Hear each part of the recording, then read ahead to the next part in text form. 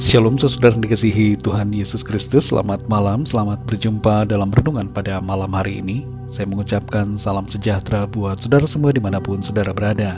Damai dan sukacita oleh Roh Kudus melimpah senantiasa dalam hati dan kehidupan saudara semua. Sebelum kita mendengarkan renungan firman Tuhan, mari sama-sama kita berdoa. Bapa kami yang di sorga, Bapa dalam nama Tuhan Yesus Kristus, kembali kami datang kepadamu mengucap syukur karena berkat pertolongan Tuhan di sepanjang hari ini. Tuhan sudah memampukan kami untuk melakukan segala tugas dan aktivitas kami. Pada saat ini kami mau mendengarkan sabda firman-Mu, urapi dan jamah hati kami Tuhan, agar mengerti akan kehendak-Mu. Dalam nama Tuhan Yesus kami berdoa.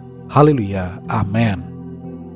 Saudara dikasih Tuhan, pembacaan Alkitab kita pada saat ini terdapat dalam kitab Nabi Yeremia pasal yang ketiga.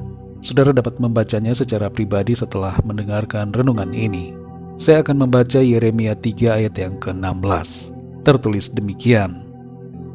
Apabila pada masa itu kamu bertambah banyak dan beranak cucu di negeri ini, demikianlah firman Tuhan, maka orang tidak lagi akan berbicara tentang tabut perjanjian Tuhan.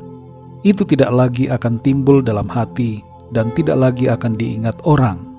Orang tidak lagi akan mencarinya atau membuatnya kembali. Saudara dikasih Tuhan, ada beberapa peristiwa di mana seseorang diberikan sebuah kalung salib dan kepadanya dikatakan bahwa salib itu membawa keberuntungan.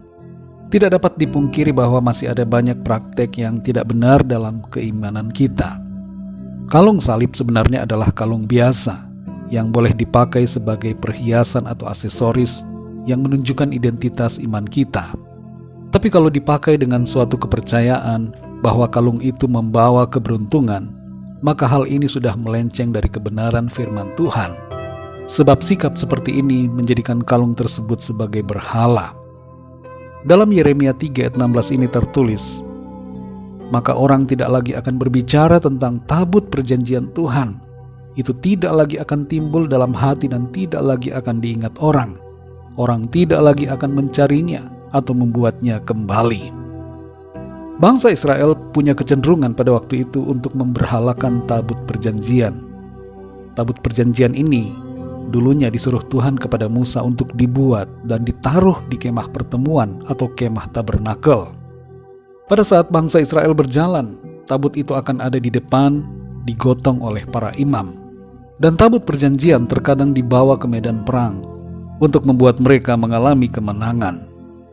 Tabut perjanjian ini saudara berbicara tentang penyertaan Tuhan dalam kehidupan mereka. Tapi saat ini tabut perjanjian ini sudah tidak ada lagi. Ada yang mengatakan dicuri dan diletakkan di sebuah tempat di wilayah Afrika.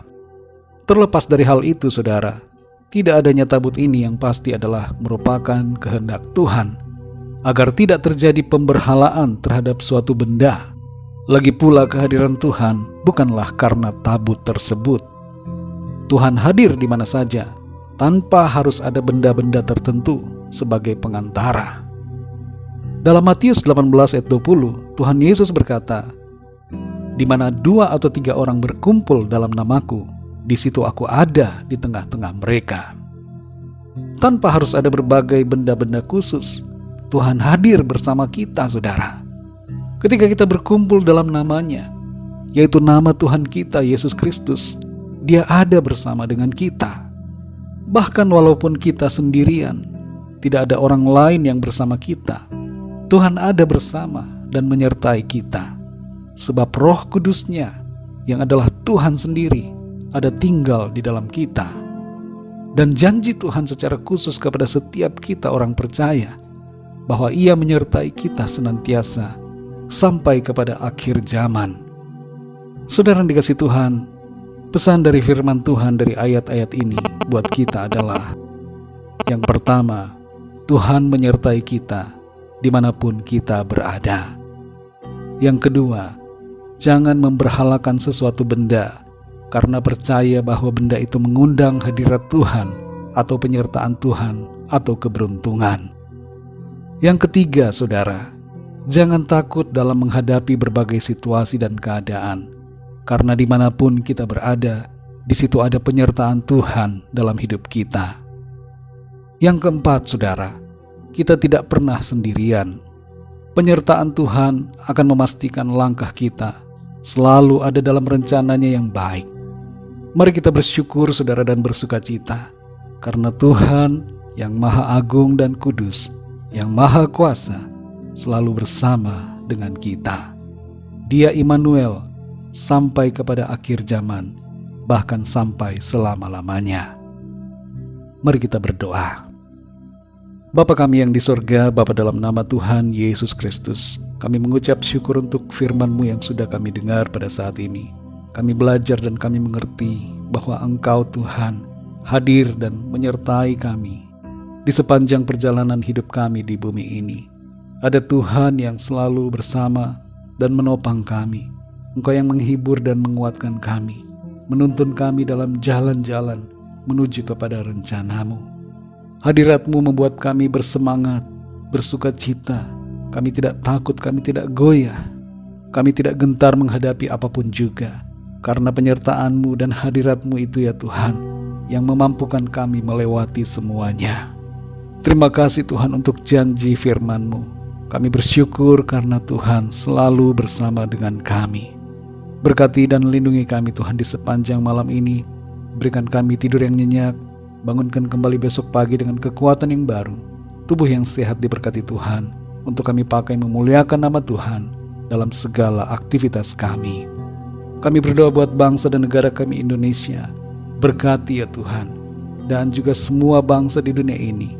Lawat dan curahkan kasih karunia-Mu, rahmat-Mu Tuhan bagi setiap orang dari segala bangsa. Kami berdoa buat gereja-gereja-Mu yang ada di seluruh dunia, untuk semua jemaat Tuhan, untuk setiap keluarga kami masing-masing secara pribadi.